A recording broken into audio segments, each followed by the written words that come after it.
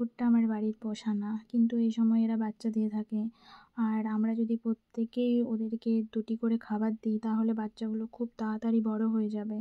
আর আমার মা এদেরকে খুব ভালোবাসে আর ওদের জন্যই খাবার রেডি করছে। আমার বাড়িতে এখনও অনেকগুলো বিড়ালও আছে, কুকুরও আছে। আগের বছর এর থেকেও বেশি কুকুর বিড়াল ছিল।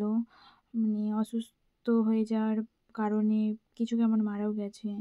খুব মনও খারাপ হয় যে একটা মানুষ যেমন একটা মানুষের থেকে দূরে চলে গেলে যেমন কষ্ট হয়, তেমনি এদেরও যখন কিছু হয়ে যায় না, ঠিক একইভাবে কষ্ট হয়, বরং তো বেশি হয়, তবু কম নয়।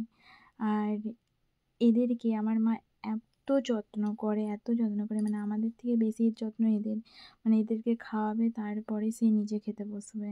খুবই যত্ন। আর এই বাচ্চাগুলো আমার মাকে খুব ভালোবাসে। এই শীতের দিনে মা বসে থাকলে কোলের মধ্যে উঠে যেয়ে বসে থাকবে।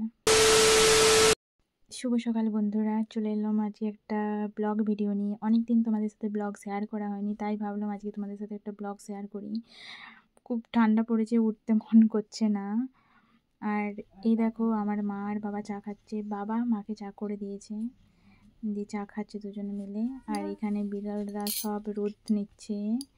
আর এই দেখো বিড়ালগুলো বসে আছে। আর ওইটি আমার ঠাম্মি। আর এগুলো সব আমার বোনের ফুল গাছ। এখন অনেক ফুল ফুটে গেছে, কিছু কেমন ফুল ফুটেও ছিল, আবার নষ্ট হয়ে গেছে। ও খুব গাছ ভালোবাসে। আমি সকাল থেকে উঠে কোনো কাজ করিনি, আমি শুধু সবার ভিডিও করে করে ঘুরে বেড়াচ্ছি। ওটাও তো একটা কাজ, তাই না? এখানে আমার মা সার ফেলছে। এই দেখো,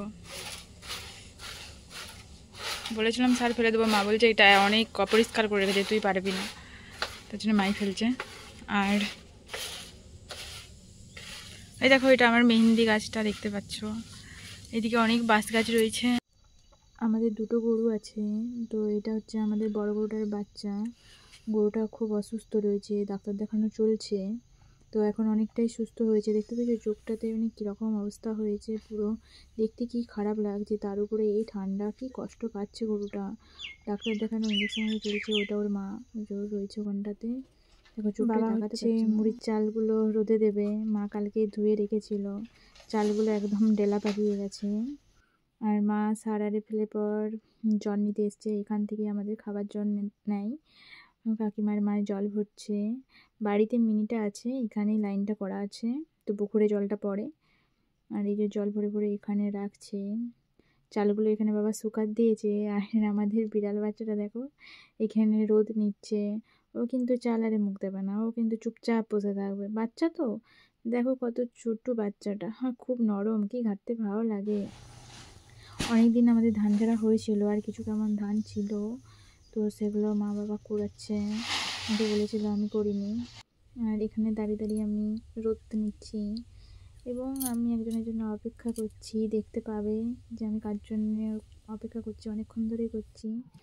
আর ফাইনালি এসে হাজির বর। অনেকদিন পর ওর সাথে আমার দেখা হচ্ছে।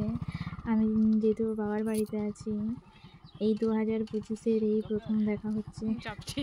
আমাকে বলছে গাড়িটা চেপে যা। তো বাবু ঘরকে এলো।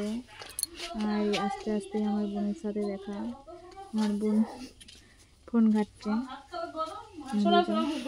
এলো। ও অনেকদিন ধরে আসতে করছে, কিন্তু আসতে পারছে না। ঠাম্মি খাবার খাচ্ছে, মা রান্না করছে।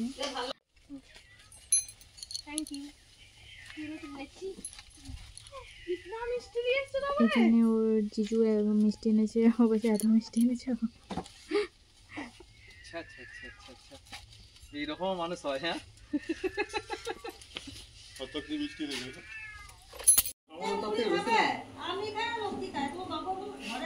তোমার মিষ্টি তুমিই খাও।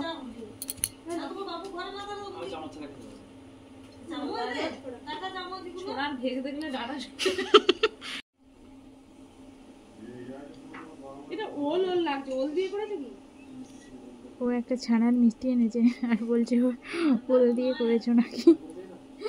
ও একটু এরকম।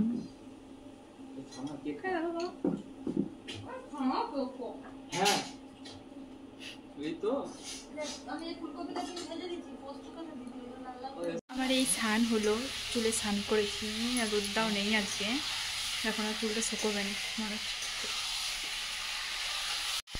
আর এই দেখো আমার মা হচ্ছে মাংস করছে, আমি মাংস খাই না। দেখো মাংস রান্না করছে।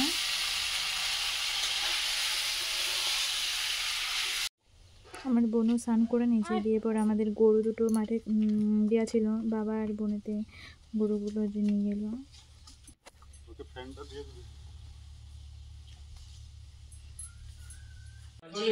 এখানে বাবা এসে স্নান করে নিয়েছে, বসেছে।